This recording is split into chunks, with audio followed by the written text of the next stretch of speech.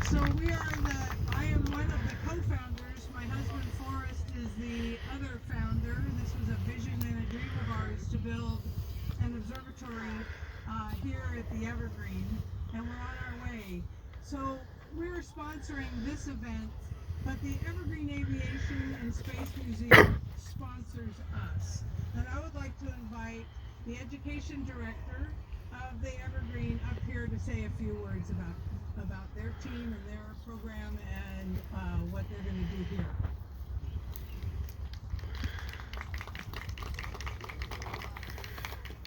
All right, forgive me everyone, I don't do golf class very well, and this is a really exciting thing. So once again, how's everyone doing this morning?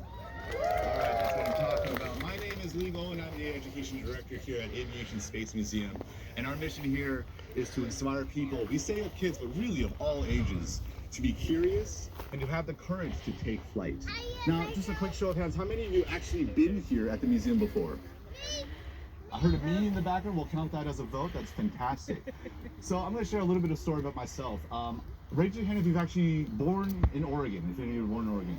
A lot of you. Me too. I was born in Oregon. I was born in Oregon City, and I grew up mostly in Beaverton and Tigard. And my family and I, we would go to the beach. And if you're going to go to the beach, you're probably going to pass by this way, but we would just drive right past. But as a kid, every time I looked at the museum, I kind of clung to my window and wondered, what is this place? It looks beautiful and scary at the same time. So as a kid, I was always curious until finally one day I actually went. And the first thing I did was I looked up, and I could not stop looking up at all these amazing, beautiful things. And that's the kind of thing the museum's all about. We're all about getting you to look up and to wonder, right? Wonder what's inside and wonder what's possible. So the cool thing about this, right? Another quick question. How many of you all were around when the solar eclipses were happening recently? How many of you actually even went to the solar eclipse? I'm going to tell you right now, that's cool. But this is way cooler for one big reason. Can anyone shout out why this is even cooler? Because it's Zeke. Yes. Because it's Zeke. First of all, give it up for Zeke. Yay, Zeke! I have not been this ambitious in my life when I was 13, and I'm just amazed at what you're doing now and what you're going to be doing. But the cool thing about this project, compared to even a solar eclipse, is that the solar eclipse doesn't talk back, right? This is an opportunity to actually hear from people, and I'm going to assure you, the people in the ISS have been through a lot. Raise your hand if you're excited about talking to them, right? Because the real truth is, they are just as excited to talk to you. All right? And when we have people who are excited to talk to each other, what do we have there? Community. Community, right? And fundamentally, this is what this project's really been about. Here at the museum, we're about three things. One, I've mentioned before, we encourage curiosity. We want you to wonder and to look up and see what's possible. Secondly, we want you to do the impossible. Reach for the stars, right? Every single thing you see here in our museum is because someone says, yeah, we can do it. I don't care if I'm going to die. We're going to do it. We're going to do it. That's what we do. But the last thing that we don't talk about enough, and I think we're going to talk about today, is to share it with everyone, right? Share things. Share your community, right? And establish it here. So to end, I want to thank several people, and please give a round of applause each. First, this RS project is fantastic. Please give it up for them. I want to thank the Teach Northwest community for coming out here from all over the state. Give it up for yourselves as well. I want to thank Carleton Observatory, who's been a wonderful partner, has been really a huge contributor to what we do here, especially in astronomy. Please give it up for Carleton. And if you happen to not fit in any of those Venn diagrams, please give it up for yourselves for coming out to here as well. Thank you, thank you.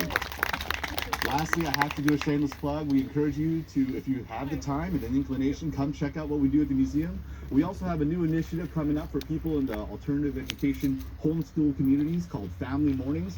We're starting in November. We're going to give you many opportunities to come and in an immersive way learn about aviation and space with either one of us or two of my teammates who were kind of shrugging and looking sort of scowling at my performance. But that's all my time here. Thank you so much. My name is Lee. Welcome to Evergreen. Cheers. And I'm going to come back and just tell you a little bit about the Carleton Observatory. So when Zeke and his family and teachers came out here to look and see where are we going to do this, they walked around this pretty much the whole facility and went, nope, not there, nope, not there, nope, not there. And all of a sudden Zeke looked over and said, what's on that hill over there? And we're standing on that hill right now. This is, I'm going to start to cry. This is the home, the future home of the Carleton Observatory. You're standing on our property. So we are so excited, and we're so excited to be sponsoring this event because it's everything we do to support our mission. And that's to provide opportunities for experiential science.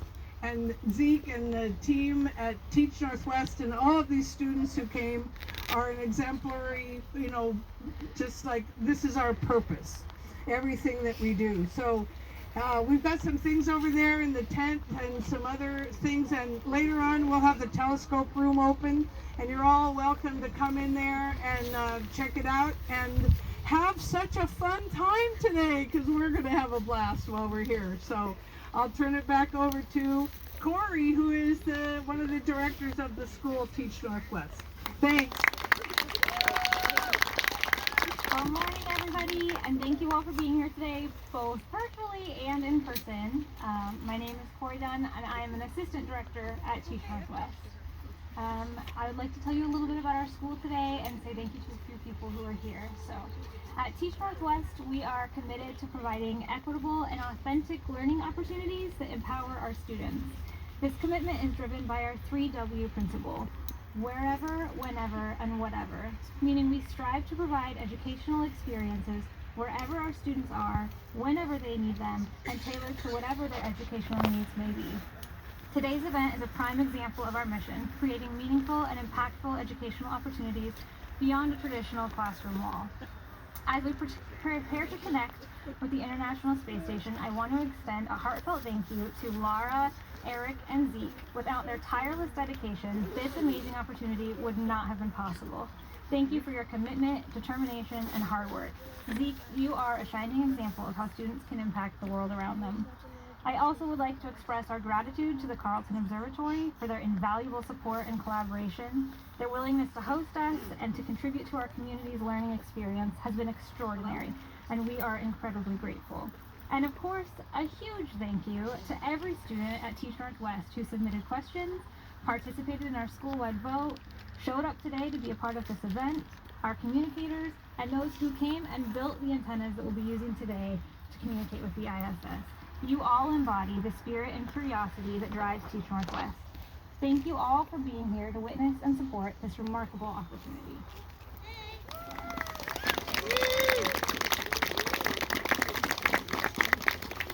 So, as Corey just said, last month Zeke led a workshop and taught the Teach Northwest students how to build the antennas that will be used for the ISS contact today. Zeke designed, programmed, and printed the tracker system, and here he is to describe what it will take in order to have a successful ISS contact today. Hello everyone, I am Zeke, the person who everyone has been talking about.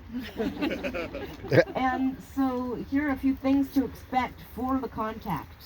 Now, let's talk about the tracker first, which you can see in the bottom center of the live stream.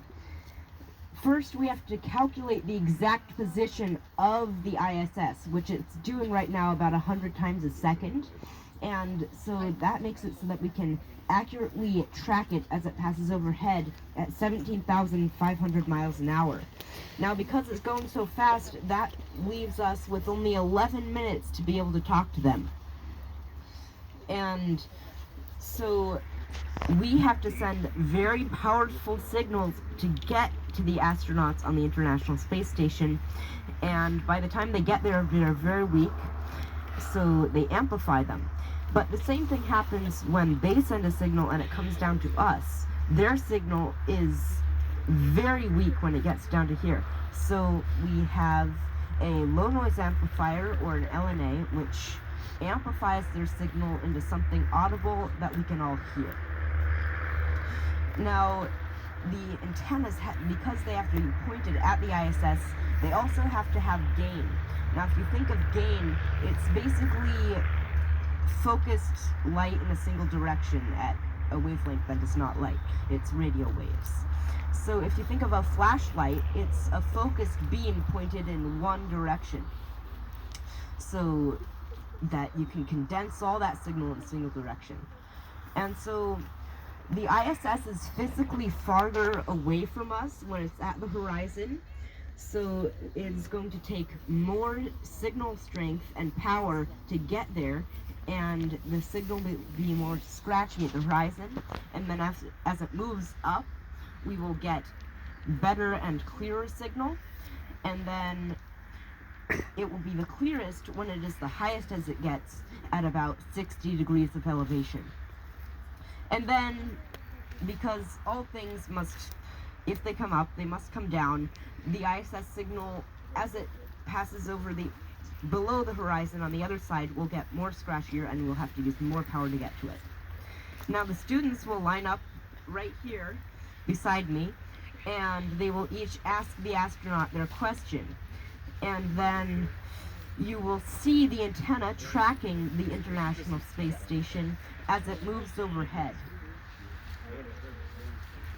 And I mentioned this earlier, but if you didn't catch it, please post this live stream on all your social media to everyone so that they can join in on this amazing experience. It is just this YouTube link you're watching on, or youtube.com/@KJ7NLL, Kilo Juliet 7, November Lima Lima, /streams, and you'll see the live stream link there. Thank you.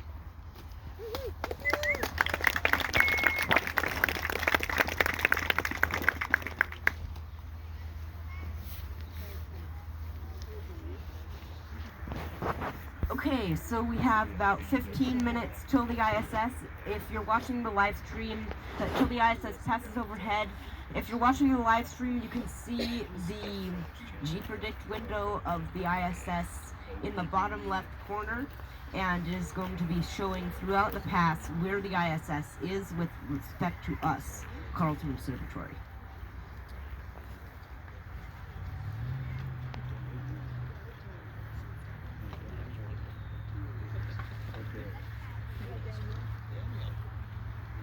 So monitoring the air of the antenna, and it's pointed directly at the ISS. Its air is only 0.2 degrees, so we're right on. Now, as I was saying, the gain width of the antenna has to be condensed, but in reality, the gain beam width of the antenna is pretty wide. So we can be off by quite a bit of air, about 45 degrees, and only lose half the power. So the beam width is super wide, and 0.2 degrees is basically straight on.